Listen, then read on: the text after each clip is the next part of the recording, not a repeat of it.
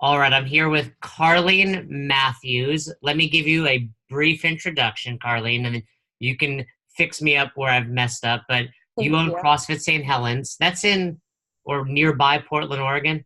Yes. So St. Helens, Oregon, it's about 40 minutes out of Portland. Did I say Oregon right? Is it Oregon or Yeah. Oregon? Oregon. They say like locals say Oregon, and you can tell if someone is not local by Oregon, right? Yeah, totally. Let me ask you a question though. Did you grow up playing Oregon Trail like we did? Or is that like if you live there, they just call it trail? So I didn't grow up in Oregon. All So right. I grew up in Washington, but yeah, we I think played. So it was a little early for me, but You're, um, yeah. I'm not that much older than you because we'll talk about it. But I'm 40 and, so I'm a few years older, but that was a big game in like third grade. That was all we would all battle over who got the computer. Let Yeah, I me, remember it a little bit, but well, let me finish my introduction of you. Three-time okay. CrossFit Games athlete, Yeah. seven-time regional athlete, 8 years sober, which we'll talk about, and recently qualified for the Masters. Yes. So let's immediately jump into that. And actually, we saw you. My wife and I were visiting Portland just to kind of chill out, and we saw you at Chris's box, CrossFit X Factor. Yes. So you do some coaching development there. Yeah. I started, I noticed that Chris was running this coach's class, and I looked at him and I was like, what is this like? What are you doing? And he's like, oh, this is just like a trainer development class. And I was like, okay, how do I get in there? Um, and so he's like, yeah, just, show up on these days. And so I was like, okay, done. And it was like it's been the coolest thing. And, it's such a great experience for me to continue to learn from Chris and Nick. Um, and uh, it's just been really awesome, like to continue to grow as a coach, especially like after, being an athlete so long, I didn't really put a lot of my focus into coaching. And so now being able to put like more focus into coaching has been super fun. So it's cool. Well, you and I chatted briefly offline, and as we were arranging this, and I told you I like to ask questions that we can't find about you. You've been on some Yeah. great podcasts and people can hear about you, and we'll ask a little bit about that. But to me, what's awesome is, first of all, just being there. We were there that Tuesday morning, like getting ready for the class, and Chris has these local box owners like you all Yeah. together developing. So I don't think you see that a lot in this, I was going to say country, but world. So you said you just heard about it, or were you at his box? Like, how do you find out that? And for those that don't know, Chris McDonald owns CrossFit X Factor. He's been on the CrossFit seminar staff for probably about a decade now. He's a flow master, awesome guy, knows his stuff. So how did you even find out he was doing this? Well, Chris has been my coach for the past, I don't know, 5 years.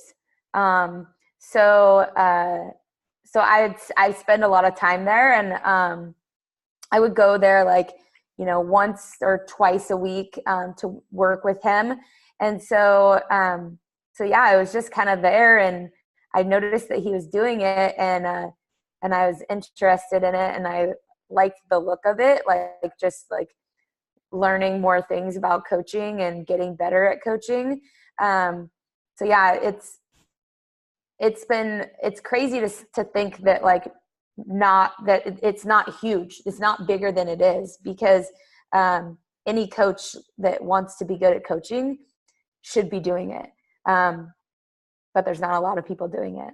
Do you So think that's an ego thing? It's hard as a coach to be like, I need to go learn from another coach. absolutely, yeah. I mean, I think it's hard for coaches to accept that we all struggle. um, and that's been like a big thing for me within that coaches development class, is that um, struggling through stuff and like accepting that I don't know it all.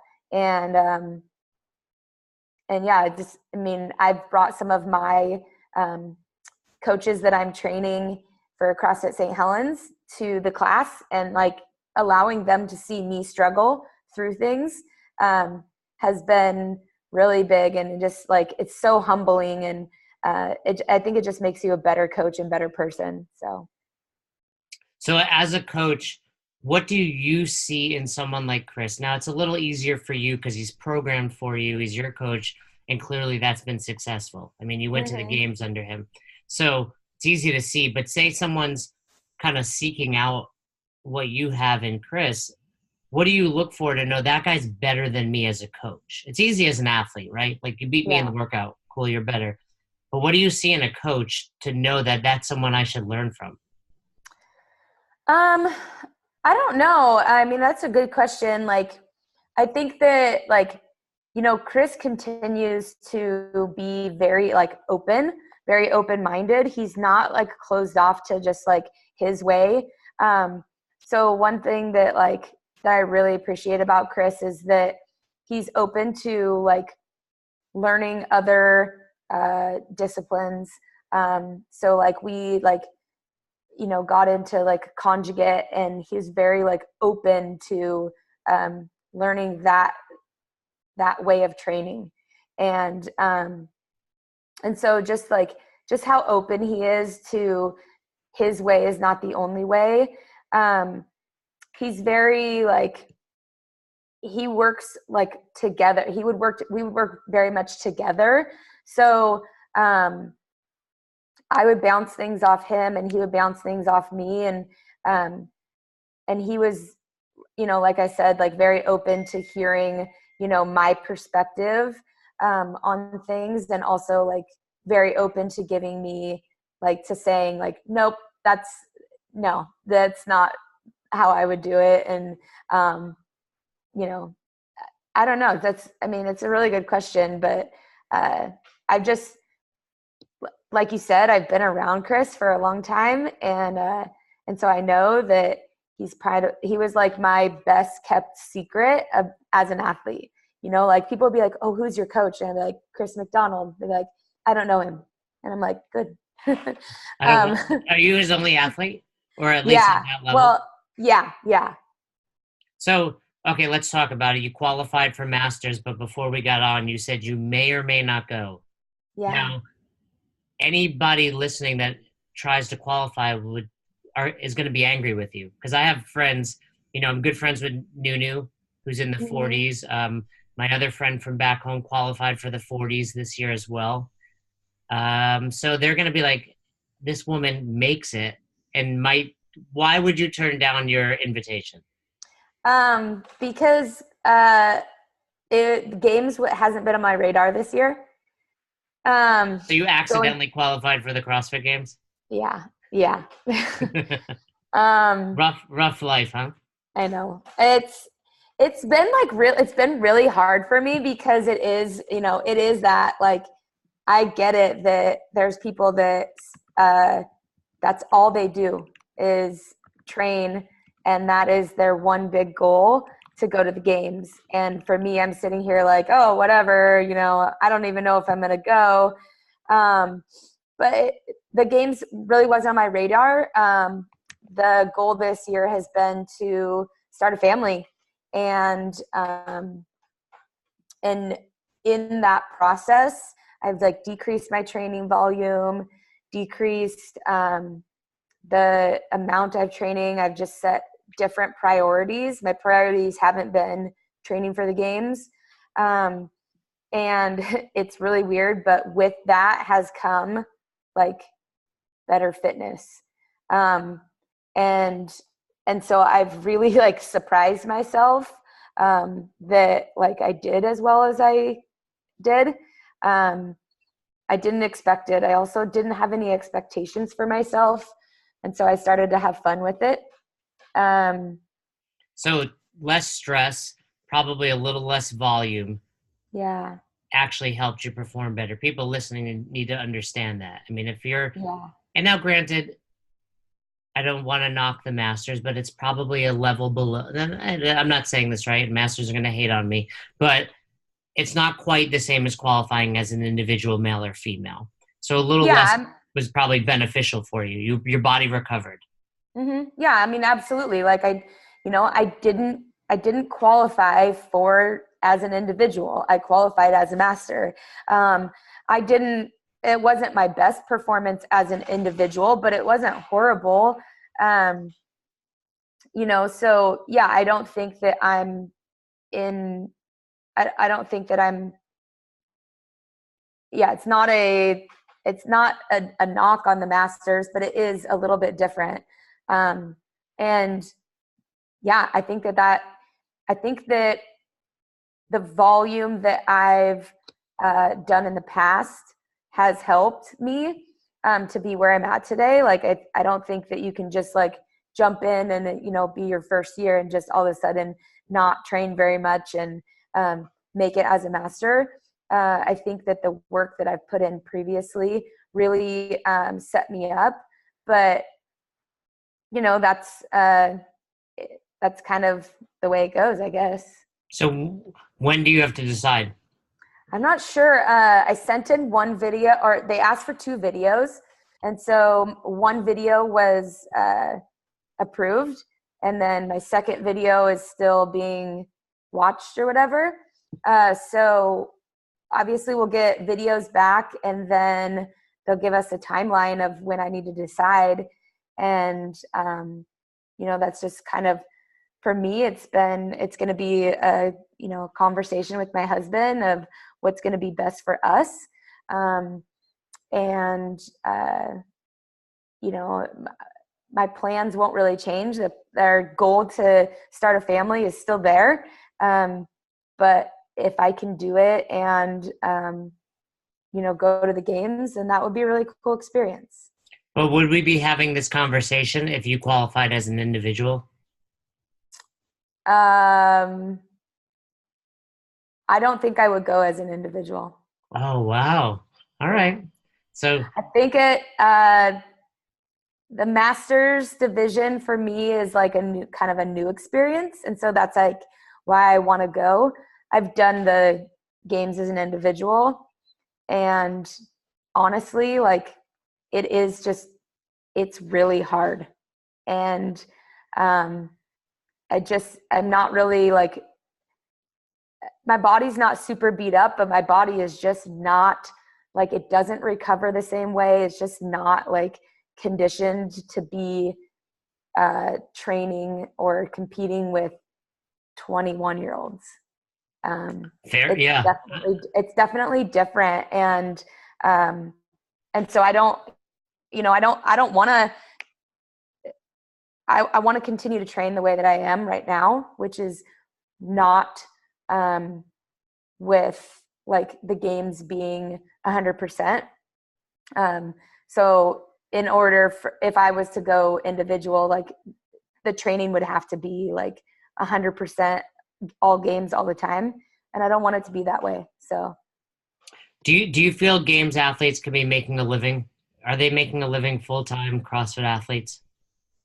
I think some are only the top tier. Yeah. I've had other athletes on, and I don't know that they're giving me an honest answer. So my question to you is, there's 40 people that show up, male and female, in the past, and you've done it 3 times. Yeah. Carleen Mathews shows up. Do you go there and I'm like, this is my year. I actually can win and be on the podium first place? Is that like my goal this year? No, I mean, not this year, but when you showed up. I mean, mostly I talk to men and they're like, yeah. And I'm like, dude, you weren't going to win. Like, let's be honest. That's so interesting. And like, it's a really good point. I think that for me personally, no, I had never thought that I would be on the podium. And so there was times when I questioned, why am I doing this? Why am I doing this if I don't think that I'm going to be the best? But for me, it was always about improving. So like my first year, I was like 36th. My second year, I got 24th, and I got better. And so the third year was like, okay, if I can still like keep getting better, like the sky's the limit, right? So the goal was just to improve a little bit more. My third year, I went in like, and was the fittest that I've ever been, and ended up injuring myself. So for me, that was kind of it. Like, and then I didn't make it. I guess I didn't make it after that. So, And you came out of your regionals 2 years in first place. Yeah. So yeah. This is like not like you were the 5th place qualifier in the NorCal region or whatever, right? You were going there as one of the, you would think, top seeds to win. Yeah. Yeah. But, I knew that, the top athletes, like their fitness is like a whole nother level. I mean, But look and at people, Sam Briggs. I mean, it's just a whole nother level. So she's won 2 sanctionals this year. She's older than you. Oh It's yeah, pretty. she's qualified every way that she could possibly qualify for the CrossFit Games this year. So would she be your pick this year? Yes. All right, there we go. Hearing it from Carleen, Sam Briggs. Yeah. So I want to ask you another coaching question. Uh-huh. And I kind of asked you this offline earlier. You're a small girl. You're a fit woman, but you're tiny still. I mean, you're 5'2". And granted, you're stronger than me, but you're small. Other women listening as coaches, is that harder to gain the respect as a coach than Chris McDonald, who's 5'10", 200 pounds, and any guy, for example, that looks bigger than a woman? What is that is that a challenge? I think it's an interesting question.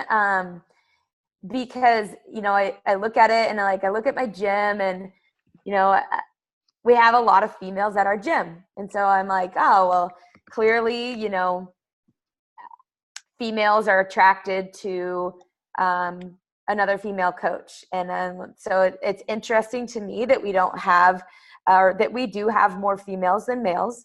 I also think it's hard for me to gauge that because I have that instant, everyone thinks that I'm a good coach because I'm a good athlete, which is not true.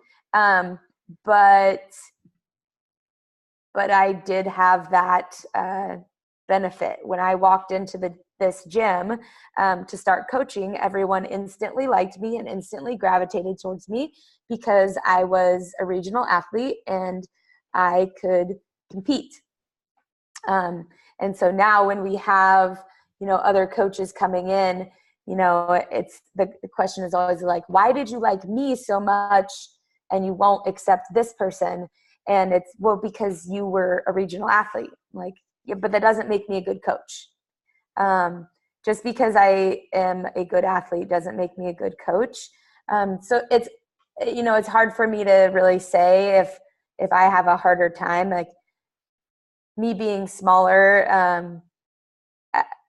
I don't really have a harder time because I have a pretty loud voice for my small stature. And you're stronger than most of the guys.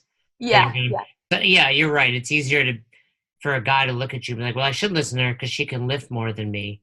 But I agree with you. Too many people rely on the fact that, hey, that's a good athlete, so they're good. And I think I agree with you. I was and continue to be a bad athlete, and I can do everything I need to, but I was a struggle. So I understand that struggle, and I think that helps. Do you think it's ever challenged you to be more empathetic, to deal with to be like, suck it up. Like, this is one workout. You can do this. Is it hard for you to, because you're so fit? I think the biggest part is when I'm look at workouts, I have a hard time gauging. I'm like, yeah, well, I could just do this and whatever. So you guys should be able to do this. And then I had to realize and look back at everyone is not the 1%. And my time is going to be about half of what majority of our members in the gym is going to be. And that's okay. Have you accidentally demotivated people at the whiteboard? Here's 15 muscle ups. These should be unbroken. And you're like, no, they should be, 5 sets of 3 maybe. Do you accidentally say something and then you're like, no, you guys aren't as fit as me? I do it a lot.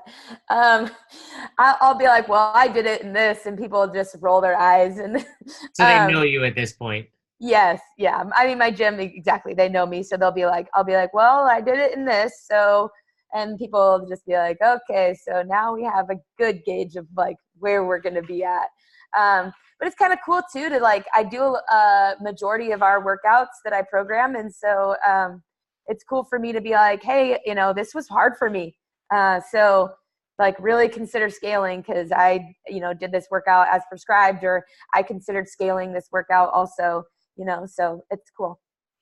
I coached a class with Patrick Vellner, who we all know is pretty fit, and he was a Yeah. terrible coach. Like, and he would admit it. Like, he did not want to coach, and he wasn't very good at it. And Mm-hmm.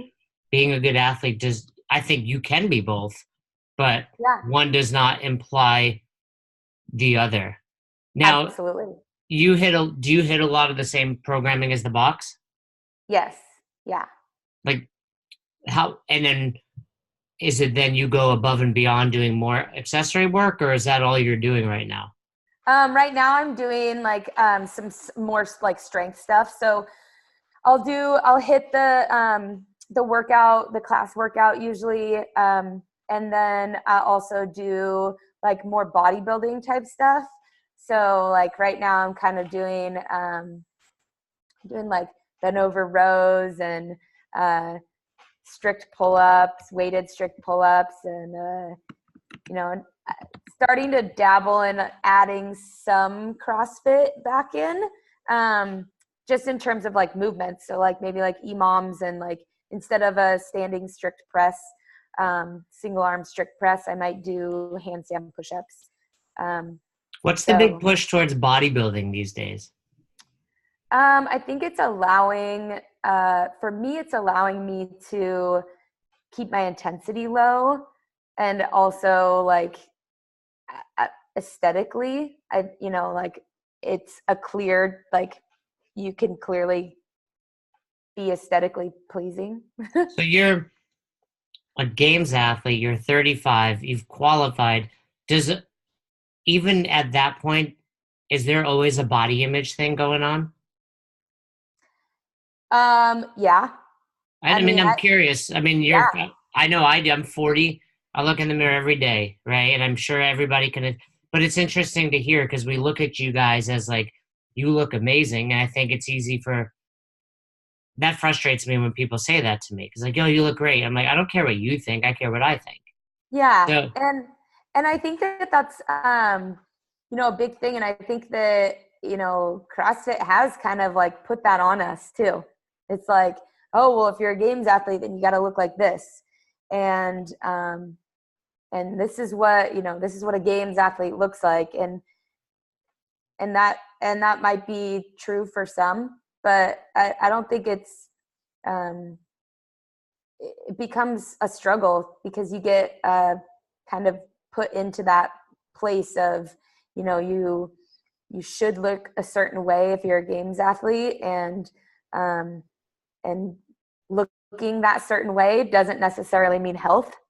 And that is a big thing that that's been a big thing for me this year, is that I looked the part of a games athlete, but it didn't mean that my body was healthy. And so now I'm trying to really get back to that healthy place. And I think that decreased volume and intensity is supposed to be helping me get back to that. have you ever had someone approach you and be like, that girl's big, that girl's bulky?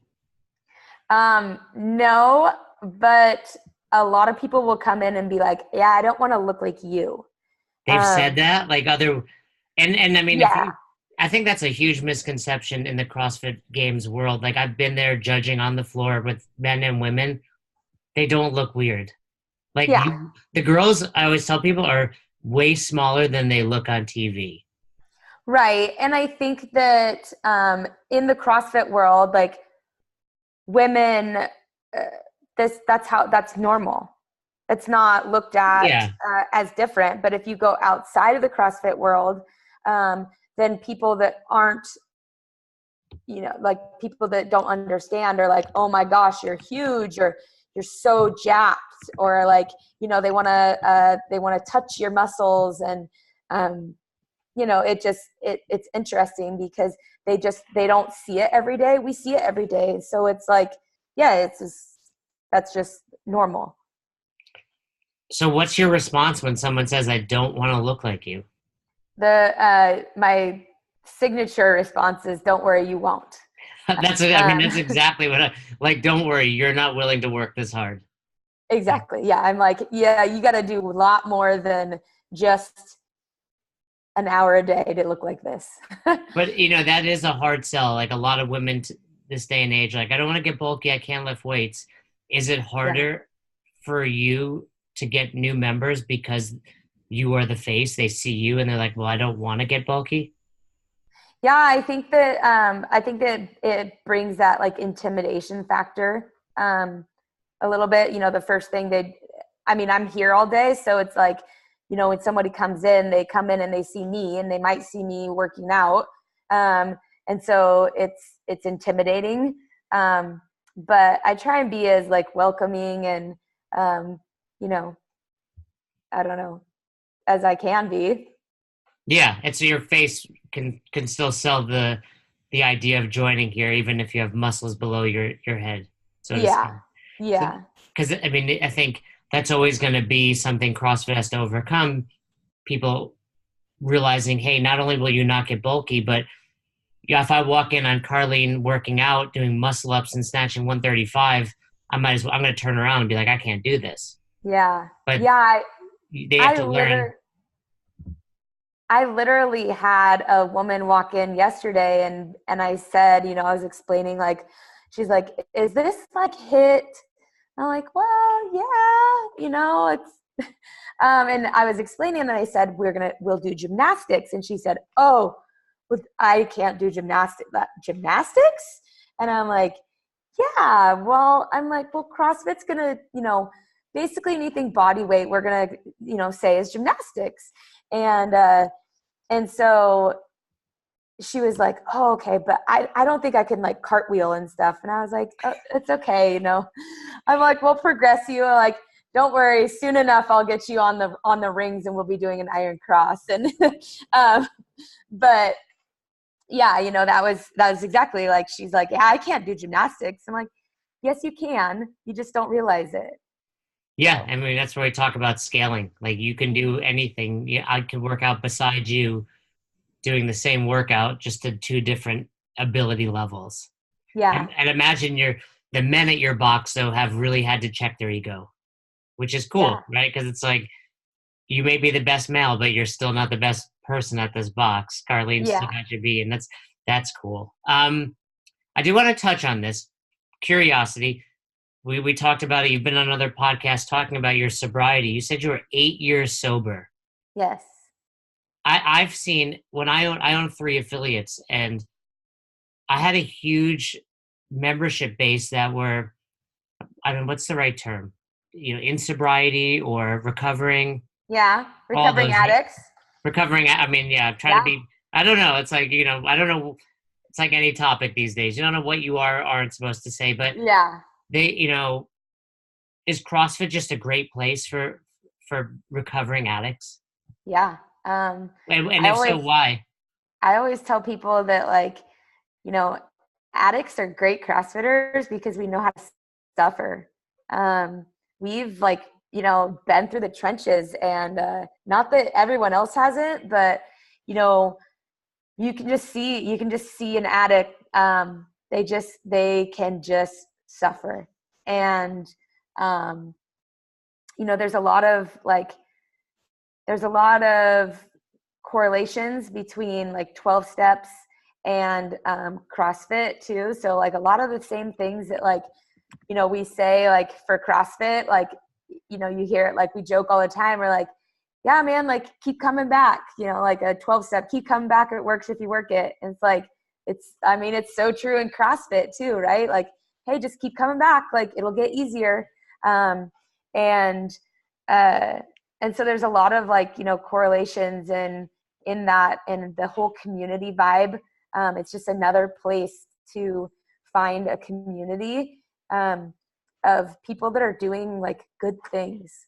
And so I think CrossFit is a great place for people who are in recovery, even like people who are new in recovery, to find other people who aren't out at the bars partying. I mean, not to say that like there's not partying in CrossFit, there's definitely is, but like you have a good chance of finding like somebody that's not going to go out to the bars after they just did Fran, like, so you have like that, you have a good chance to find somebody that you can hang out with. So I think that's great. With that being said, I have done Fran drunk, so I have done that. Do you think it can go too far? Can someone become addicted to CrossFit? 100%. Were you addicted to CrossFit? Yep. Really? I am addicted to CrossFit. So could you have can there be good addictions? Yeah. I think that for me, when I got clean and sober, like, I found CrossFit like 4 months in, and it was very much like my outlet. It was my new place. It was where I, like, not to be like cliche, but it's like where I found myself.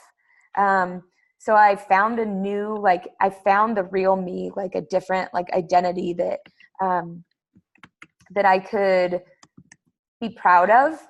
And so, then I started competing. For me, competing was really like, it then brought out like a new identity. And so, when I decided that I was going to stop competing, it was kind of like I was like detoxing from CrossFit. Same thing, like when I was like, okay, I'm not going to train as much. I was like, well, what do I do with my time? Who am I outside of CrossFit? And that's kind of the same stuff that I had to go through when I got sober. Like, who am I outside of drinking? Who am I outside of this party girl that everyone loves? And so I had to find, like new passions and new outlets for me. And I'm still doing that. So what is something else you found when you were doing that? Do you have any other passions outside of CrossFit? So I think that they include CrossFit, and for me, that's okay. I own a box, so CrossFit is my life. But coaching and being a part of coaching the recovery program and just coaching athletes has been something that I've kind of started to like really dig into and be more passionate about, as just becoming a better coach or a better advocate for CrossFit and like recovery, and being a better support for people who are in recovery. And so for me, like that has been like a new passion, and I've always had it, but I've just never really been able to devote the time that I have now into it. So you mentioned, CrossFit helped you, recover, and now you're addicted to CrossFit. You're going to leave that to start are you worried you're going to be addicted to being pregnant? No. Because you're finding the next thing. You have what do you call your special class? I remember you telling me offline, you have a class as long as you're sober.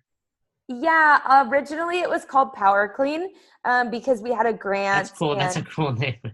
Yeah, and the clean part actually like it was like an acronym for like the grant that we got. But we don't have the grant anymore, so I'm kind of like, we kind of still call it Power Clean, but we kind of just call it recovery class. I mean, it's whatever you want to call it. It's CrossFit. But you have 1 day a week where, so long as you're sober for a minimum of 48 hours, you can come in and train for free. Yeah, we actually run it 4 days a week now. Oh, wow. So we run it 4 days. Yeah, it started out as 1 day a week, and now I do it 4 days a week. anyone that's 48 hours clean and sober can come and get free CrossFit. I mean, at some point they join, but they can come in as long as they want, so long as they're sober. Yeah. So right now, we are working with our like local like court system, like the drug court, and they're going to start helping us with getting scholarships for some of the athletes who have been in our program, our recovery program for a while, to allow them to now have like a regular gym membership. Because, like once you get, some time in recovery, you need to start doing like adulting and doing like adult things and get a job. And so our class that we do for our recovery class is at 3:30.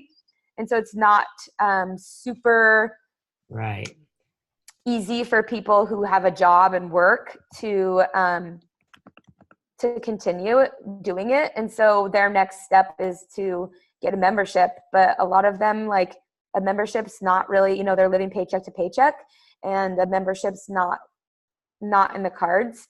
So now we're going to start getting help to allow these people to earn themselves scholarships to have a full-time membership to be a part of our big CrossFit community. So, well, it could just be me being naive to this whole world, but I'd imagine there's some people, when I hear addiction, I know I can think of like the down and out, like you're right, struggling, but there must be some that, what do they call, what's that term for like an alcoholic that can sustain a typical life? A functioning alcoholic. Yeah, functioning alcoholic. You must have, but they're probably not ones that want to come to your class because it's admitting they have a problem.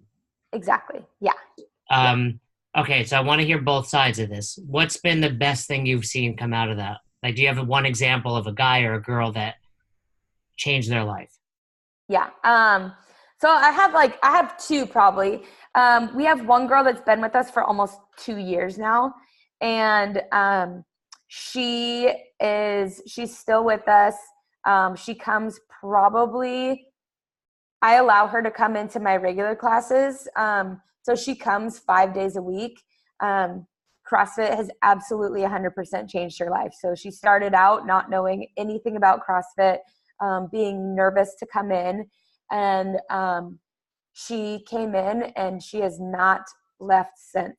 Her like physical transformation has been amazing. She's now doing like kipping pull-ups. She did like probably, I think 3 or 4 of the open workouts RX'd. And so, yeah, I mean, she has her kid back. She's out of the system. She has a job. She's doing life, and so it's been really, really cool to watch her story.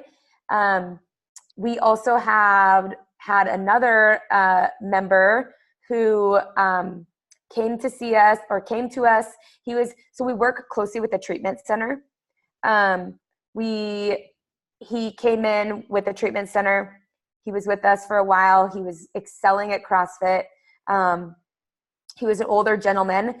And when he left the treatment center, he went back home to another city. And so that city actually also offers a free CrossFit program. So he got connected with that program. But he went back home to being homeless, and he was living on the streets. And as much as CrossFit would be great and fine, and was helping him, it's Oregon, it's raining, it's cold. And when you're living on the streets, I'll be honest, I wouldn't want to do anything other than drink also. So, so he relapsed. He went back to drinking. He came back to the treatment center. So came back to us, and then finished the treatment center again, went back home again to the same place, but now has 7 months clean and sober, and he looks like a brand new person. I saw him last weekend, and he looks so different and so amazing. I'm just like I was literally like on cloud 9 because like I got to see him and just seeing how great he looked. Like he just looked good. And you know, he's active in the CrossFit program, and he has people, he's gotten other people into the CrossFit program. And it was really cool to see like the changes that he made. So those are my two big stories right now. That's awesome. Do you stop and realize like the impact you're having? I think as coaches, oftentimes we forget to stop and appreciate. I mean, 8 years ago, you decided to change your life, and now these are just two of the people whose lives you've changed, which, you know, you talk about that first woman, you've also impacted her child, Yeah. you know? Yeah. So I think, and if you're listening, it's just like, we forget that as coaches, like cleaning toilets and dealing with members complaining about nonsense is frustrating, but the impact that we do have on people's lives is pretty cool. My favorite story, I had a guy who was 500 pounds. He's now 200 pounds, you know, long story in between there. But I text him about once a week and be like, remember how I saved your life? You know, I just have to remind him. That's awesome. So, That is awesome. I do want to put your information at the end of this and in the notes, because maybe if a box owner is listening and they want to do something, I know there's programs out there that they can hop on board, but if they want to kind of just get their own going, like you did, Yeah. they can reach out and get that going at their box, because I think it's awesome. As you were saying that, though, my concern is, when do you ever stop worrying that they're going to relapse? Never. So it's like, even this woman 2 years in, that would be a challenge for me. Like, that's like, it wears on you. It does. And it is one of those things that you also have to like, it's hard not to get really connected and to, you know, you're putting so much of you out there for them that, you know, when they do relapse, like it's hard, but it's a part of recovery, and it's not an excuse, but it is part of the process. And so it's been a learning process for me to kind of just, I have to detach sometimes because the reality is that a lot of them will go out. My hope is that they'll come back. It's kind of like the whole serenity prayer, right? Mm-hmm. You have to be willing to accept what you can't control. You're 8 years sober. Did you try to get sober prior to that? Or was that like you were in and you're done? So when I got sober, it was more of like, just, I'm not going to drink for 30 days. I didn't know that I wasn't willing at that point to accept that I was an alcoholic. And so, yeah, pretty much like that was probably like really the only time I actually like, tried to not drink. But there had been other times in my life where, like, you know, I played college softball and we would be like, oh, we're not going to drink for the season. But it wasn't because I had made a bad decision, or that because I knew that, you know, drinking wasn't necessarily like, I didn't make the best choices when I was drinking. So I wasn't one of those who really took like multiple attempts at it. Once I realized that alcohol was a problem for me, like I was done. I didn't make a whole lot of bad decisions, and I don't drink much, but I would just get naked a lot. I would just get naked right away. So, and that's not a bad decision. I don't know. You know, it's different. I think it was 20 years ago. Depends on who you're with. I guess so. So obviously you say no to drugs, alcohol. Big picture for your life. You know, you own a box, you do a lot, you're a games athlete. What is something else you are good at saying no to now that maybe in the past you might not have? Ooh, that's a good one. I think just saying no in general. I've started to learn that I say yes a lot. I give a lot of myself. I give too much of myself. So that's something that I've actually recently been working on. Like this, like a little example is like, my husband was like, hey, do you want to go to the beach this weekend? Let's go to the beach. Let's have a nice relaxing weekend. He was like, we can leave on Saturday afternoon and we can come back Sunday. And I was like, that sounds great. That sounds like it would be relaxing. However, it's a 2-hour drive there. It's a 2-hour drive back. And we're going to be there for less than 48 hours or 24 hours. So for me, that like, his idea would be like, oh, relaxing weekend together. But for me, like, I have to say no, because I know that that's just more stress on me.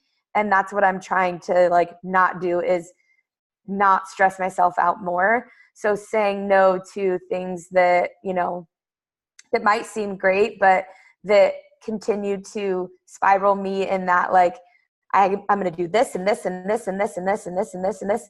And then my day's up, like I like to just like schedule things back to back. And I've learned that I've got to say no, even if it might be something that seems like it's self-care. It's not always self-care if it's like stressing me out more. Yeah, that'd be the opposite. I would. Yeah. Does your husband do CrossFit? Yeah, he does. Not like me. So is that a struggle? I mean, my wife does CrossFit. She trains harder than I do, but I can still beat her at most workouts. And when she beats me, it hurts. So, right? So what's it like always losing to your wife? He does it just to kind of be functional. He's a volunteer firefighter, and he's trying to get into like to be like a career firefighter, I guess it would be called. So he does it to be functional and to stay fit.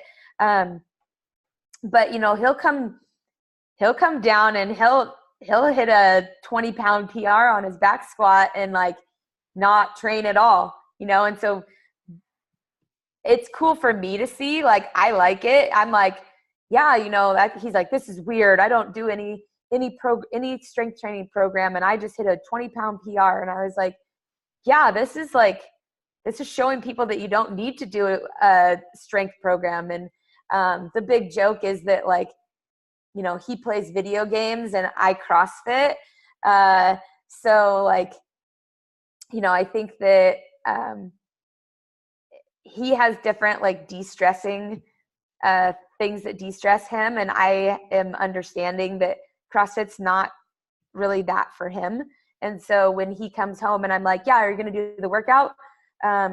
He's like, no, I don't want to do the workout. How long have you guys been married? Wow, sure. We've been married for 5 years. So you met him after you were sober? Yeah. Does he drink at all? No, he doesn't. Is that because of you, or is that his choice? It's his choice regardless, but. Yeah. He's not he would be what we would call a normie. So he can drink if he wants, and it's not a problem. But he just being around me, like, he chooses not to drink. And so he's actually never drank around me. And sometimes I go back and forth, like, I want to see you drunk, but then I don't want to, because I would probably be really annoyed. Yeah. So that's a term, normie. Yeah. So I like he can like have like somebody that can have like a glass of wine with dinner and not have 4 bottles. Yeah, that'd be me. But what do you call someone who can do that but would rather eat a donut so they don't have a glass of wine? That's me. Yeah, that's like a normie. Yeah. Yeah. So I'd rather eat my food than drink it, is what I tell people. What's an unusual habit of Carleen Mathews that we don't know about? I'm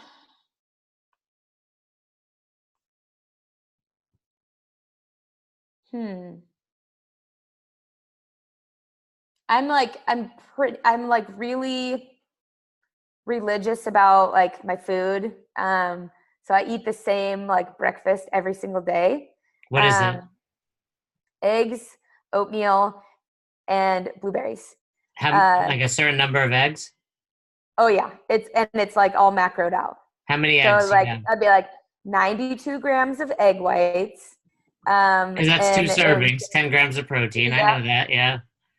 yep. And then I go 30 grams of, I eat buckwheat, 30 grams of buckwheat, 12 to 18 grams of gluten-free oats, 35 grams of blueberries. That's not a lot of blueberries. It's like a fourth of a serving. Yeah, small amount of blueberries. What are your macros for the Right day? now, Yeah. right now I'm sitting at 130 protein, 250 carb, and 70 fat. Pretty standard for a Yeah.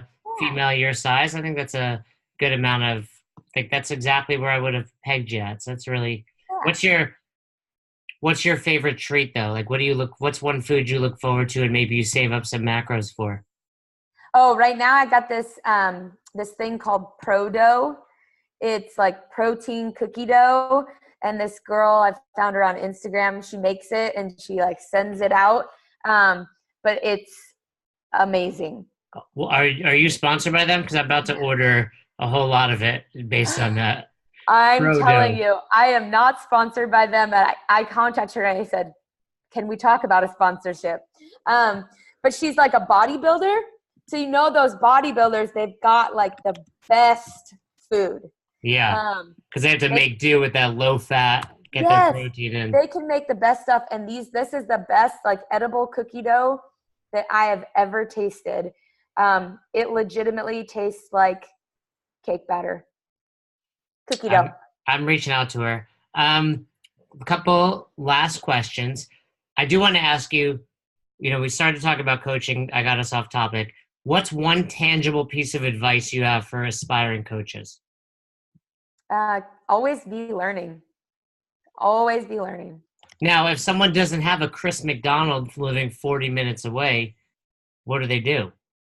I think that, like right now I've seen like Denise Thomas does a great, like a lot of, I look at her like lesson plan stuff a lot. And I think that's really, really helpful in terms of like, because you're like you get to plan, like you get to learn how to like plan your class. And I think that's a huge thing that's underlooked. People just think that coaching is, I'm just going to show up there and I'm going to coach for an hour and that's all I have to do. And not it. Like coaching is so much more. And so, well, good coaching is so much more. So, The right answer would have been listen to this podcast, but we'll take. or listen to this podcast. Yes, We'll take. it's so funny. You guys are like you're putting out so much that like I can't even keep up with it. But I've got all my coaches listening to it and stuff. So it is very true. Well, the goal was to get a lot of content out there just so people have something to listen to. We are going to slow down. I can't keep up with this. I've got like 4 interviews today alone. And it was never meant to be interviews, but then it kind of happened naturally. And I've had some great athletes on here, but I'm more interested in talking coaching, just like we've done. DT is amazing, close friend. And yeah, that was a rule of mine back 5 years ago. If you show up without a plan, you don't get to coach. Yeah. Like coaching's fun. You're the cool kid in class. Like people look up to you. Your peers are, you're in charge. And if you have to earn that, and if you can't if you don't have the 10 minutes to write a lesson plan, you don't get to coach for me. Right. Absolutely. All right. I ask everybody, favorite book or a book you recommend everyone listen to, or I listen to a lot of books, everyone read.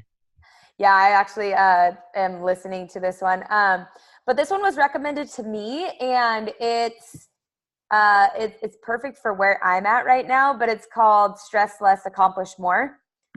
And it's about decreasing stress and meditation. And so I've always, something that like, oh yeah, I should meditate, Do you meditate? Yeah, I've been trying to, and so Hard, right? Yeah, I've been, I'm working on this book and they talk about this technique that they use. And I think for me, the biggest thing with it is not judging it and being like, oh my gosh, it didn't go how it was supposed to. Well, there's not really one way for it to go. So I've been just trying to just do it and then not judge it. So I think that's helping. So I'm trying to do it at least once a day. She recommends twice a day in the book, but the book is really cool. It talks about all things like that stress, like that being, less stressed will help with. And like one of which is like improve your sex life. And so like, I mean, who doesn't want that? Right. So cool. Yeah, I agree. I think meditation is hard. I struggle with it myself. When you're done with that book, one I recommend is called 10% Happier by Dan Harris, who's one of like the world's leading meditators. He's a news broadcaster that had a meltdown on air. Uh-huh. And it led to his kind of meditation journey. It was a really good, interesting read. So, oh, that's awesome. But meditation, yeah, it's, that's kind of what one thing they say about is like, well, if you don't have 5 minutes to meditate, you need an hour. So, cool. All right, Carleen, where can people find you all over? This day and age is Google, but where can they find you? What's your Instagram? And if they want to reach out to you to develop a program at their box for recovery, some places to get in touch. My Instagram is Team Carleen. And then CrossFit St. Helens Instagram is just CrossFit St. Helens. I also have a Facebook Carleen Mathews athlete page. Good, yeah. We saw you kind of checking our stuff out. And that's Mathews with 1 T, right? Yes. We saw you checking our stuff out. And I was like, wow, that's Carleen Mathews. Listen to our podcast. And that's when I reached out to you. I was like, that's so cool. And, my wife admires you because you're about the same size, but much stronger than her. So you are an inspiration to all those females that think they're too small to do this. They're not. It just takes a lot of hard work. So really absolutely. cool. You've inspired me. This was really great. I've had a great time chatting with you. And thank you. It's been an honor. I was like, I listened to you guys' podcast, and then I sent it to like Chris, and I'm like, hey, like this is a good podcast. Like this is like they're putting out some interesting stuff, especially like I think the first one I listened to was the one about interning coaches, and so I was like, this is like exactly where I'm at right now. And he was like, oh yeah, like those are like, Jason's a great dude. And so then I sent it to all my coaches. And then when you reached out, I was like, guess who's going to be on that podcast? Well, I'm going to reach out to Chris as well, because Chris is a good dude. Yeah. And when I told my wife about it, she was like, well, don't you remember we saw her at X Factor? And I was like, oh, yeah, now I remember that. That's cool. So, yeah, and I was talking to Chris about it, how I felt it was so cool that people were coming in to learn from him. Because, this day and age in CrossFit, everyone thinks it's competition between box to box, and it's not. It's really, if you're developing as a coach, your box will be successful. Yeah, absolutely. Yeah, and that's something that Chris has always taught me, so it's cool. Well, whatever your decision for the Masters, best of luck. And I'm sure we'll be in touch about that. But thanks a lot for being on. Have a great rest of your day. And I look forward to seeing you again. All right. Thank you.